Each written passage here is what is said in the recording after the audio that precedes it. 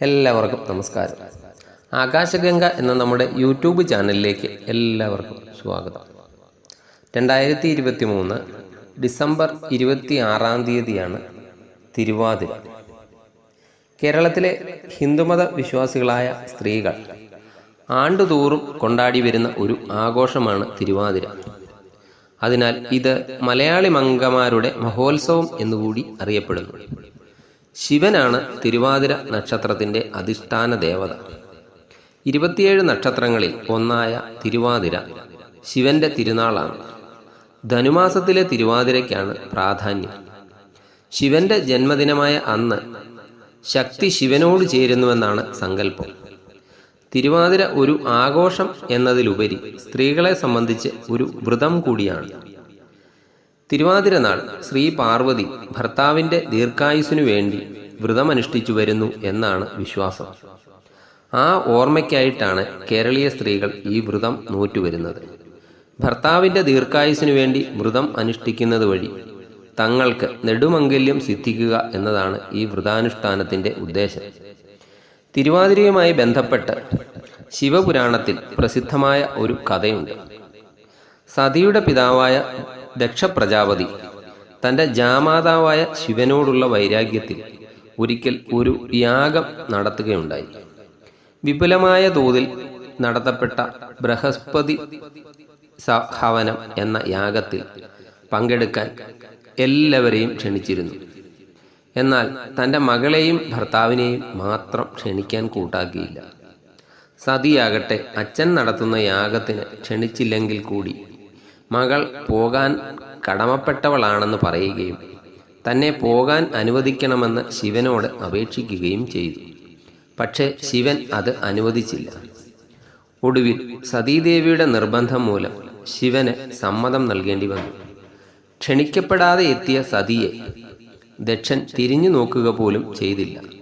മാത്രമല്ല യാഗശാലയിൽ വെച്ച് അപമാനിക്കുക കൂടി ചെയ്തു. ദുഃഖിതയായ സതി അഗ്നികുണ്ഡത്തിൽ ചാടി ആത്മഹത്യ ചെയ്തു. സതിയുടെ വിയോഗവാർത്ത അറിഞ്ഞ് കോപിഷ്ഠനായ ശിവൻ തൻ്റെ ജടയൂരി നിലത്തടിച്ചു. അതിൽ നിന്നും വീരഭദ്രനും ഭദ്രകാളിയും ഉത്ഭവിച്ചു. ശിവന്റെ നിർദ്ദേശപ്രകാരം അവർ ദക്ഷന്റെ യാഗം മുടക്കുകയും ദക്ഷനെ വധിക്കുകയും ചെയ്തു. സതിയുടെ വിയോഗത്താൽ ദുഃഖിതനായ ശിവൻ ഹിമവൽ സാനുക്കളിൽ പോയി തപസ്സനുഷ്ഠിക്കാൻ തുടങ്ങി. ഈ സമയത്ത് പരാക്രമശാലിയായ താരകാസുരന്റെ ആക്രമം മൂലം ദേവന്മാർ വളരെ കഷ്ടത അനുഭവിച്ചു കഴിയുകയായിരുന്നു. 7 നാൾ മാത്രം പ്രായമുള്ള ഒരു ശിശുവിൽ നിന്നു മാത്രമേ താരകന് മരണമുള്ളൂ. അതും ശിവ ചൈതന്യത്തിൽ നിന്ന് ജനിക്കുന്ന ശിശുവാകണം. ശിവനാണെങ്കിൽ ഉഗ്രമായ തപസ്സിലുമാണ്. ദേവന്മാർ ആകെ വിഷമിച്ചു. അവർ ബ്രഹ്മാവിനെയും വിഷ്ണുവിനെയും കണ്ട് സങ്കടം ഉണർത്തിച്ചു. സതീദേവി ഹിമവാന്റെ മകളായി പിറന്ന് ശിവനെ പൂജിച്ചു വരികയാണെന്നും ശിവൻ പ്രസാദിച്ചാൽ മാത്രമേ കാര്യങ്ങൾ നടക്കുകയുള്ളൂ എന്നും മനസ്സിലാക്കിയ ദേവന്മാർ കാമദേവനെ സമീപിച്ച് ശിവന് പാർവതിയിൽ അനുരാഗമുണ്ടാക്കി തീർക്കണമെന്ന് അപേക്ഷിച്ചു. ശിവന്റെ തപസ്സിന് ഭംഗം വരുത്തിയാൽ ഉണ്ടാകുന്ന ആപത്തോർത്ത് കാമദേവൻ അതിൽ നിന്ന് പിന്തിരിഞ്ഞു. പക്ഷേ ദേവന്മാരുടെ നിർബന്ധം സഹിക്കവയ്യാതായപ്പോൾ കാമദേവൻ അതിന് തയ്യാറായി. മന്മഥൻ ശിവനെ ലക്ഷ്യമാക്കി തൻ്റെ ശരം തൊടുത്തു. ശിവന്റെ തപസ്സിളകി. ശിവൻ ഒരു നിമിഷം കണ്ണു തുറന്നു നോക്കി. തൻ്റെ മുന്നിൽ നിൽക്കുന്ന പാർവതിയെ കണ്ടു. പക്ഷേ അടുത്ത നിമിഷം ചുറ്റും കണ്ണോടിച്ചപ്പോൾ വൃക്ഷലതാദികളുടെ മറവിൽ മന്മഥശരവുമായി നിൽക്കുന്ന കാമദേവനെ കണ്ടു. ശിവൻ ആകപ്പാടെ കോപം കൊണ്ട് ജ്വലിച്ചു. തൻ്റെ 3-ാം കണ്ണ് തുറന്ന് കാമദേവനെ ഭസ്മമാക്കി. ദേവന്മാർ ആകെ ദുഃഖിതരായി. രതീദേവി ഭർത്താവിൻ്റെ വിയോഗത്താൽ വാവിട്ട് കരഞ്ഞു.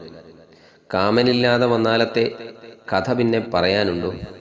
സ്ത്രീ പുരുഷന്മാർക്ക് അനുരാഗം ഇല്ലാതായി. സൃഷ്ടിയുടെ മൂലകാരണമായ കാമദേവനെ ജീവിപ്പിക്കേണ്ടത് ഒരാവശ്യമായി വന്നു. എല്ലാവരും ചേർന്ന് ശിവനെയും പാർവതിയെയും ധ്യാനിച്ചുകൊണ്ട് വ്രതം അനുഷ്ഠിച്ചു തുടങ്ങി. പാർവതീദേവിയും ശിവനെ ധ്യാനിച്ചുകൊണ്ട് തപസ്സു തുടങ്ങി. ഭക്തജനങ്ങളുടെ വ്രതാനുഷ്ഠാനത്തിൽ സന്തുഷ്ടനായ ശിവൻ കാമദേവനെ വീണ്ടും ജീവിപ്പിച്ചു. പാർവതിയെ വിവാഹവും കഴിച്ചു. ശിവപാർവതിമാരുടെ വിവാഹം നടന്നത് ധനുമാസത്തിലെ തിരുവാതിരയ്ക്കാണെന്നാണ് വിശ്വസിക്കുന്നത്. കാമദേവന്റെ ജീവൻ തിരിച്ചു കിട്ടാനായി ദേവന്മാരും മറ്റും അനുഷ്ഠിച്ച വ്രതത്തിന്റെ ഓർമ്മയ്ക്കായിട്ടാണ് തിരുവാതിര ആഘോഷിക്കുന്നത് എന്നും പറയപ്പെടുന്നുണ്ട്. ഇതാണ് ശിവപുരാണത്തിൽ തിരുവാതിരയെപ്പറ്റി പറയുന്ന ഒരു കഥ. ദാമ്പത്തിക സൗഖ്യത്തിനും ശ്രീ പരമേശ്വരന്റെ ആയുരാരോഗ്യ സൗഖ്യത്തിനുമായി ശ്രീ പാർവതി അനുഷ്ഠിച്ച വ്രതമാണിതെന്ന് ഭക്തജനങ്ങൾ വിശ്വസിക്കുന്നു. സുമംഗലികൾ ഭർത്താവിൻ്റെ ആയുരാരോഗ്യത്തിനും കന്യകമാർ നല്ല ഭർത്താക്കന്മാരെ ലഭിക്കുന്നതിനുമായിട്ടാണ് ഈ വ്രതം അനുഷ്ഠിക്കുന്നത്. മകയിരം നാളിൽ കാവത്ത്, കൂർക്ക, ചേന, അതുപോലെ നനകിഴങ്ങ്, ചെറുകിഴങ്ങ്, മധുരക്കിഴങ്ങ്, 2 തരം ചേമ്പ് എന്നിങ്ങനെ 8 കിഴങ്ങുകളും നേന്ത്രക്കായും കനലിൽ ചുട്ടെടുക്കുന്നു.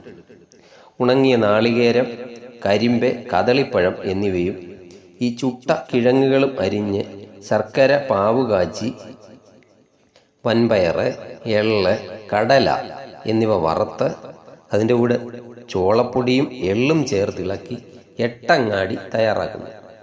ഇത് ഗണപതി, ശിവൻ, പാർവതി, ചന്ദ്രൻ എന്നീ ദേവതകൾക്ക് നിവേദിച്ച ശേഷം പ്രസാദമായി ഭക്ഷിക്കുകയും ചെയ്യുന്നു. അത് മകയിരം നാളിൽ.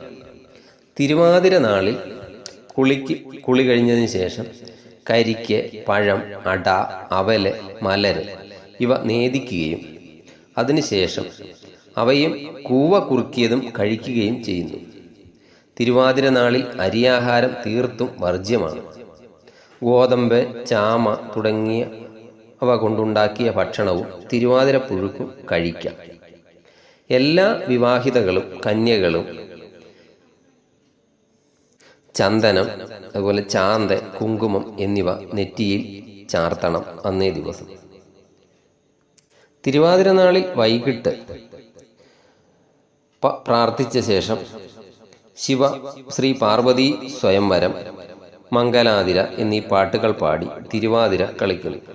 അത് നേരം പുലരുന്നത് വരെ തിരുവാതിരക്കളി തുടരാവുന്നതാണ്. പിറ്റേ ദിവസം രാവിലെ കുളി കഴിഞ്ഞ് ക്ഷേത്ര ദർശനം നടത്തി തീർത്ഥം കുടിച്ച് പാരണ വീട്ടിയ ശേഷം മാത്രമേ അരിയാഹാരം ഭക്ഷിക്കാവൂ. ഇതോടുകൂടിയാണ് ദീർഘമംഗല്യ വരദായകമായ തിരുവാതിര വ്രതം പരിപൂർണമാകുന്നത്. അതുപോലെ വ്രതമനുഷ്ഠിക്കുന്നവർ ദശപുഷ്പങ്ങൾ ചൂടുന്ന പതിവ് മുമ്പുണ്ടായിരുന്നു. തിരുവാതിരപ്പാട്ടുകളൊക്കെ പാടി കൈകൊട്ടിക്കളിയോടുകൂടി പാതിരായ്ക്ക് നടത്തുന്ന ഒരു ചടങ്ങാണ് പാതിര പൂചൂടൽ. അപ്പോൾ വിരിയുന്ന കൊടുവേലിപ്പൂവാണ് അന്ന് തലയിൽ ചൂടുന്നത്. സോമായ നമ എന്ന മന്ത്രോച്ചാരണത്തോടെ കിഴക്കോട്ട് തിരിഞ്ഞു നിന്നാണ് ഈ കർമ്മം നിർവഹിക്കുന്നത്.